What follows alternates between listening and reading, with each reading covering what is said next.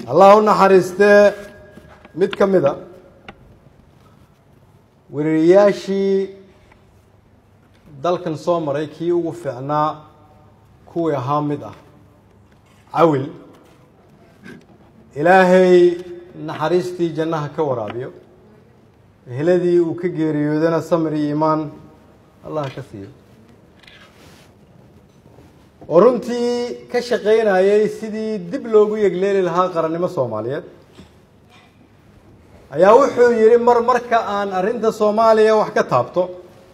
Soomaaliya maanta waxay u baahan tahay qof walba oo Soomaaliyeed oo nool oo xay ah oo neefsanaya wuxuu yiri Soomaaliya waxay u baahan tahay qof kasta oo neefsanaya waayo wuxuu lahaa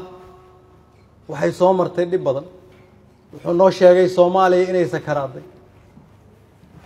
inaanay u baahnayn in la sakaraad dileeyo in qof walba damiir leh uu indhaha kala qaado uu yiraahdo